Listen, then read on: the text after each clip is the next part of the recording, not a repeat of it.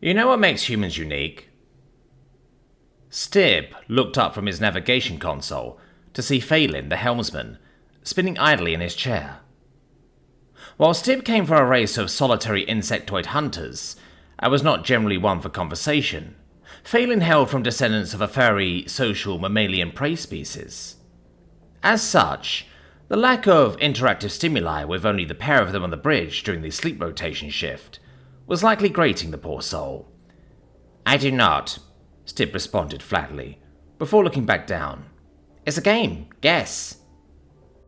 To Stib, such an asinine diversion would generally be unwelcome, but here in the space between time, when one's only other entertainment would be to watch a single light on the screen change from blue to green to blue again, it may become a small reprieve to the monotony. So he decided to humour his compatriot. "Is it that they're Deathworlders?" "Nah.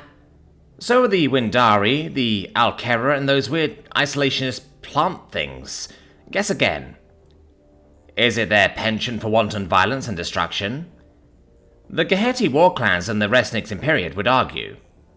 "That they're persistence hunters?" "Ooh, close.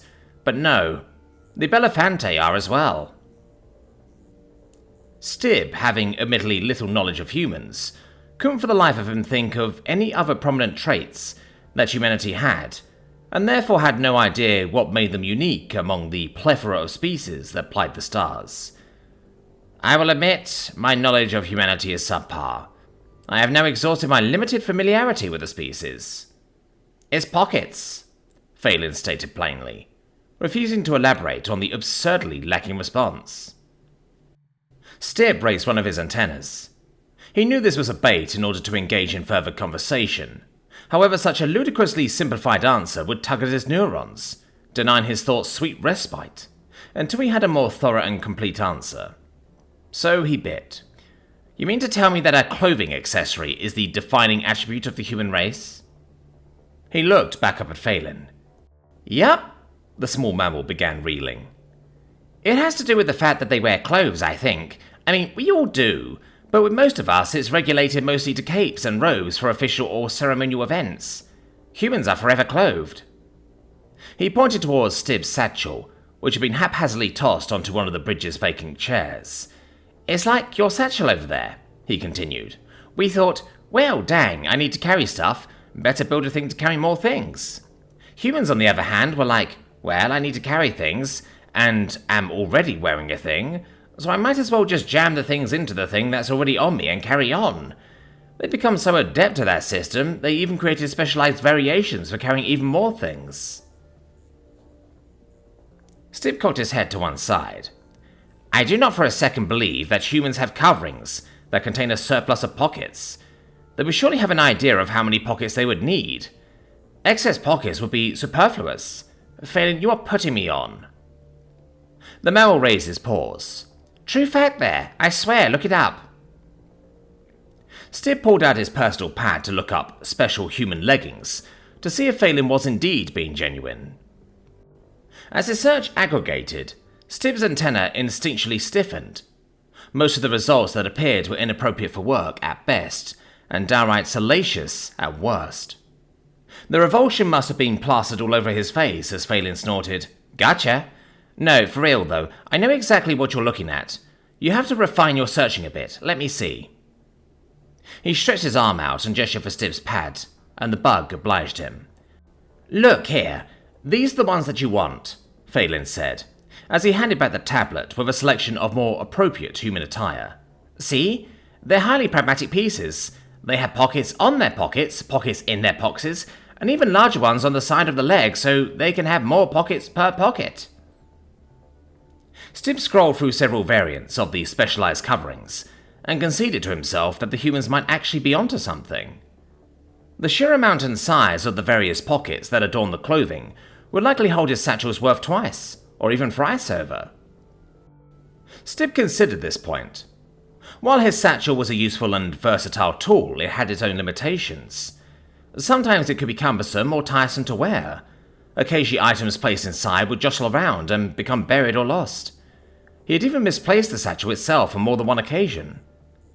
Humans always wore clothes, and it seemed those clothes always had pockets.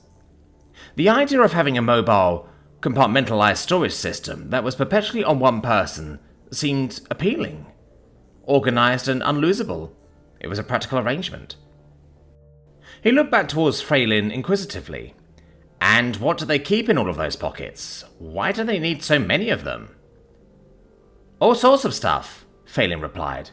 Some of them keep snacks and various foodstuffs to keep up with their voracious appetites. Some of them can carry a whole chest's worth of tools, and can keep track of which pocket contains which items, based on the feel against their bodies. Sometimes, his voice lowered ever so slightly, they even carry weapons. Stib nervously rubbed his forelegs together. Weapons?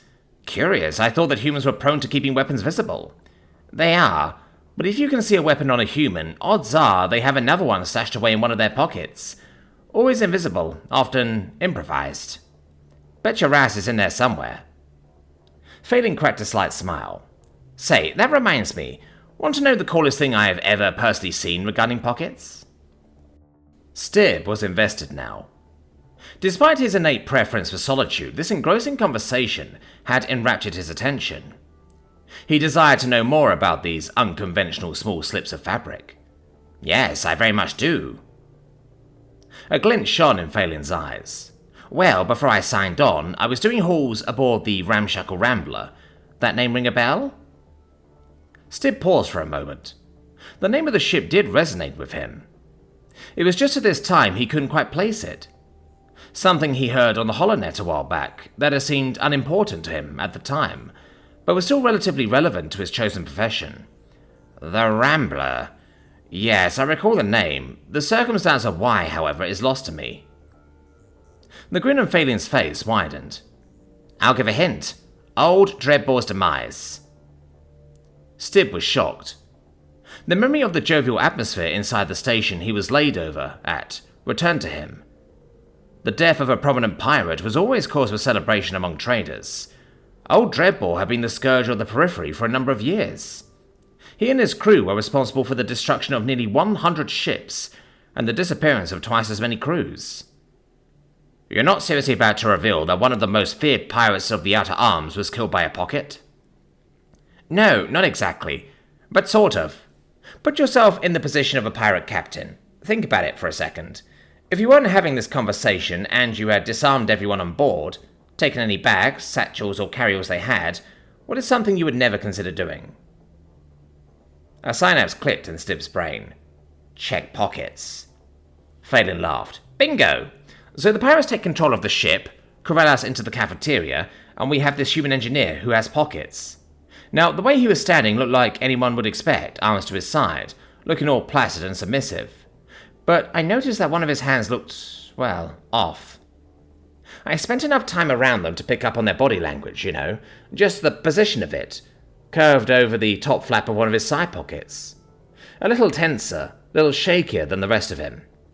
Anyways, as old Dreadbore is mid-Scourge of the 77 Nebulas tirade, he suddenly finds himself with a pipe wrench lodged in his teeth. Gotta admit, it was pretty fantastic. Any guesses as to where that pipe wrench came from, though? Stib just stared at Phelan. Now you're getting it, he continued, not seeming to register the lack of reply. Versatile, ubiquitous, and ever so uniquely human. I told you it was pockets.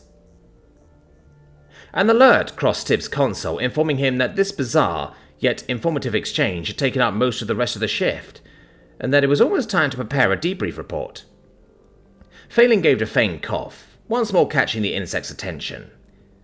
I'll tell you this much, if it ever comes down to having to pick between a number of humans... Phelan leaned forward in his pants, as if he was about to let Stib in on the galaxy's greatest secret. Take the one in cargo pants.